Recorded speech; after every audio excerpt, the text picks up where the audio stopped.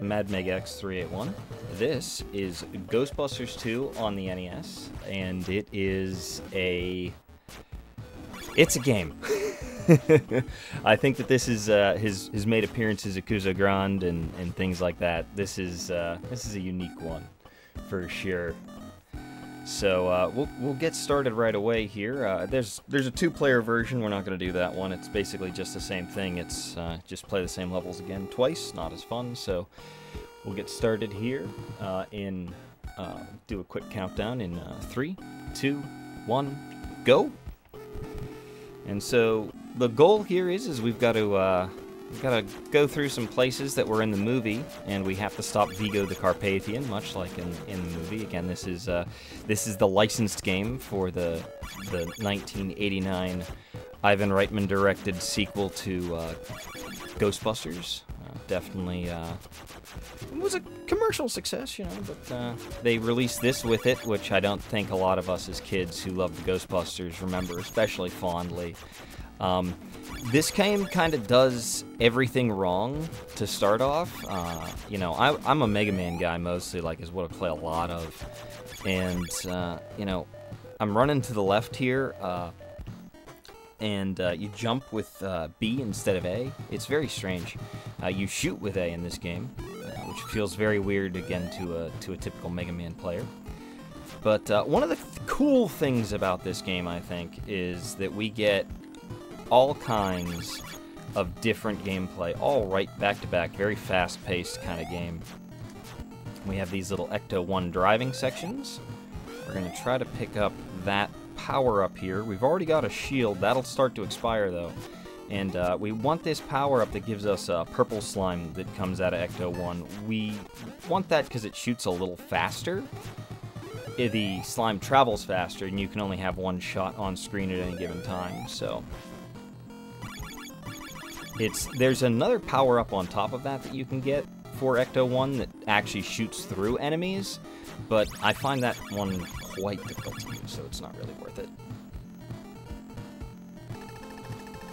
Alright, so that's our first Ecto-1 level. Now we jump right back into Ghostbusters with Winston Zedmore. Again, this is running to the left, shooting with A, and jumping with B. It's very strange, very backwards sometimes, but we're in the courthouse scene. Really, this game is about just kind of having the way to speedrun this game. Really, I was thinking about it earlier today as I was practicing, is to really just play it. The game's patterns are not fixed, they're somewhat randomized, so most of the time you're kind of reading and reacting as you're going, so you just kind of have to put time into it to learn it if you want to play it especially quickly. And so far we're having pretty good luck with most of the enemies here. I've been able to take them out relatively quickly while keeping maximum speed. Again, we're driving around. This is Central Park here. Apparently there's some very bad potholes, as you can see. So we're just trying to avoid some of those. I honestly did not think I made that for a second. I had to slow down, missed some of these Slimers. And that's okay. It's more important not to get hit.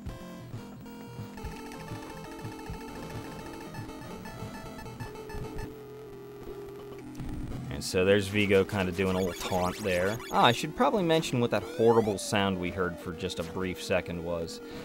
You see the logos and the ghosts kind of flying around here. The ghosts give you points, whatever, no big deal. That doesn't really factor in much on the game. But the little Ghostbusters logos, there's a little count for those in the bottom left, and that will go from 0 to 19, and then at 20, it'll roll over and give me an extra Ghostbuster, which is really nice because every time something hits you in this game, you lose a life. So this is, you know, there's not a ton of room for error once you get into some of the later, harder stages. So even here with Egon here, I'm taking it a little slower. But so now here we have our third style of game. This is kind of a little basic sort of defense schmuppy section sort of deal.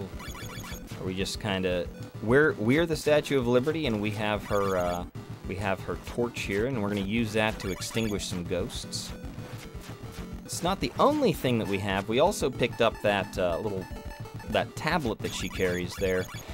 We can throw that into the air, and it will blow up and take out everything on screen. And if we do it correctly, when there are 3 or more ghosts on screen, it'll end a wave. So that's a really good way to save time here. Unfortunately, I'm not getting especially good spawns out of these ghosts right now. And because I can't presently aim my torch, I can only shoot it straight up in the air. I'm kind of at the mercy of where they spawn, where I can get under them before taking damage. Alright, we triggered a bonus round.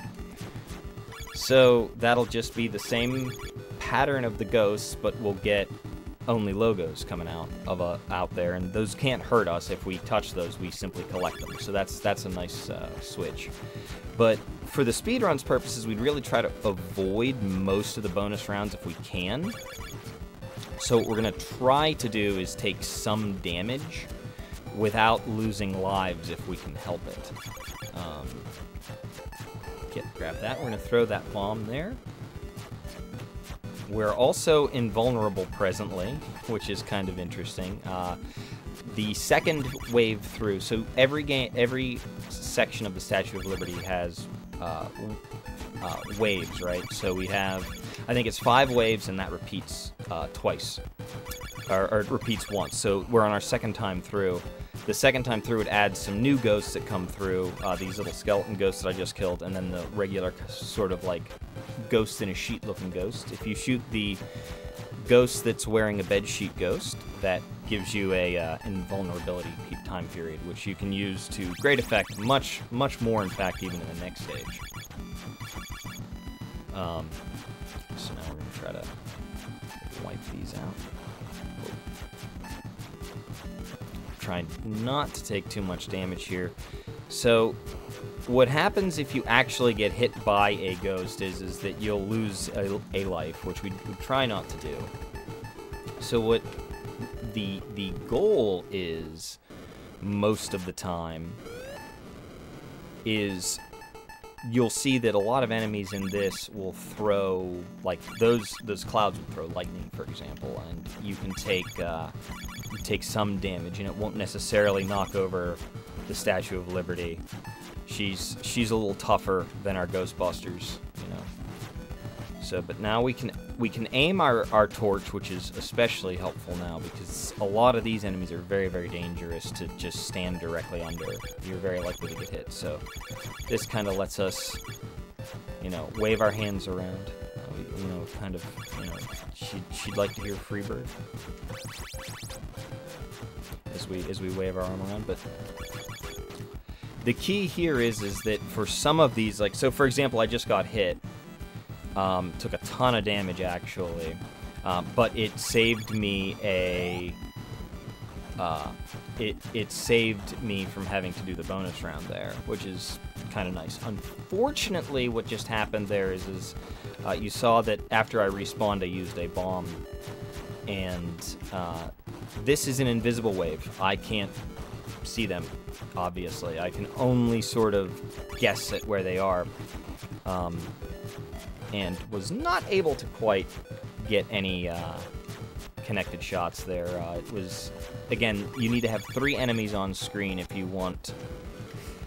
Just another fall, that's okay. This will just be another skipped bonus round for us here.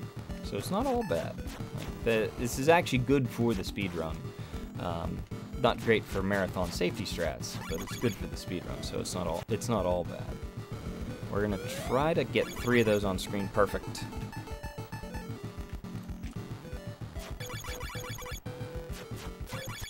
Yeah, we probably could have taken a little bit of damage there to alleviate our that bonus round, but I think after having already had 2 unlucky falls, we're going to try to avoid some of them. You can see how dangerous some of these ghosts are with the way that they move. They can be very difficult to catch. That's the ghost that grants invulnerability, which makes life a little bit easier. So if you're trying to get through this section, so you might be thinking to yourself, it's like, okay, so this feels like a lot of the game. You know, this feels like pretty late in the movie. You'd be right. This is, honestly, this game is almost mostly Statue of Liberty stage. But we are almost at the end. We're almost at the museum where the game kind of really racks up the difficulty. And we've got more invisible enemies, and we haven't gotten a tablet bomb again yet, so we can't try to, like, take them out the, you know, the efficient way. So we're going to have to hope that we can get lucky and just take out enough. Although we did, again, take a small bit of damage from a projectile from a ghost, which you can see right next to the clock in the bottom right corner of the screen. There's a white bar. That will fill up with white bars until the very top, and then when it does, I would take a fall. Okay, that should trigger... Yep. Alright, now we're into the museum stage. This is the final stages of the game.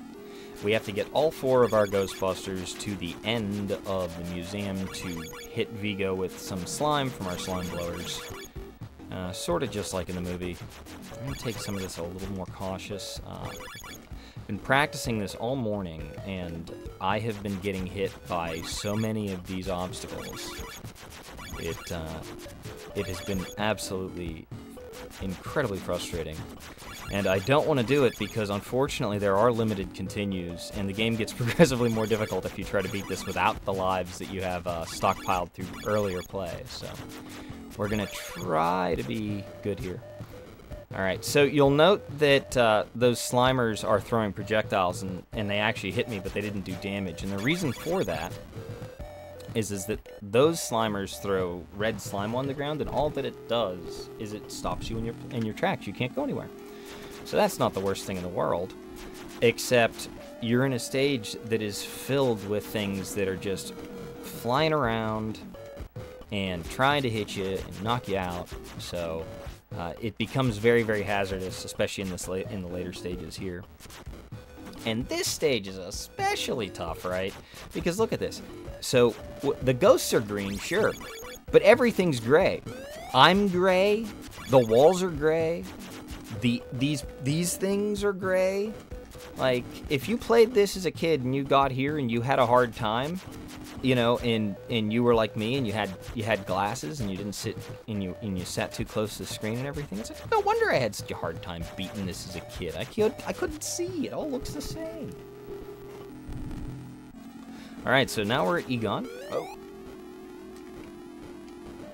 We're gonna just take that hit because we dropped our trap a little early and now screwed everything up, but that's okay. We're mostly just trying to, like, throw a wall of slime up so that these Slimers can't get behind us. If they get behind us, then they start throwing slime in our way, and then they also start causing us to get put into positions in these, with all these obstacles that get really, really difficult to resolve without taking damage. Here's a big Slimer. I should mention they can't be stopped by just hitting them with a slime blower. They have to be caught in a trap. So anytime you see those, I'm sort of trying to goad them into a particular location so that I can drop a trap and then... Well, that Slimer just was not willing to let me go freely. Okay. So this is the last stage and we are almost done with the game. Say hi to our spider friend there. He actually follows you from the beginning of every stage where you are a Ghostbuster, and make sure that you're moving. You cannot, if you beat this game, you have speedrun this game, because there is no way to beat it slowly. They make you play the entire way. It's very fast. So we're gonna intentionally take some deboost here and basically put ourselves into a really good position to catch that ghost and a whole bunch of other stuff that's moving, you know, at a high rate of speed at us. Okay. And again, these are all randomized, so I'm trying to dodge them. Some are more difficult than others. Those, for example, they almost never line up on a random spawn for you to run under them. You basically have to catch them. As I was saying about the traps, though, they are deployed with the start button, and select doesn't do anything, so there's no pause in this game either. So if you start a run, you have to finish a run, and we're about to finish the run as soon as I cross this threshold. So thank you for having me.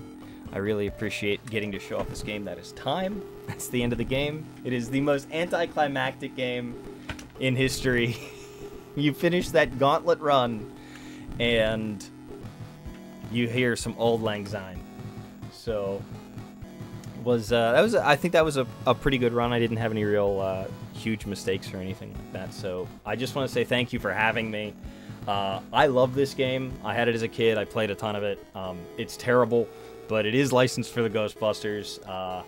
And like I said, really thank you for letting me show this off. And stick around. I believe PMC Trilogy with a DS9 run is next, and that run's pretty rad. So stick around.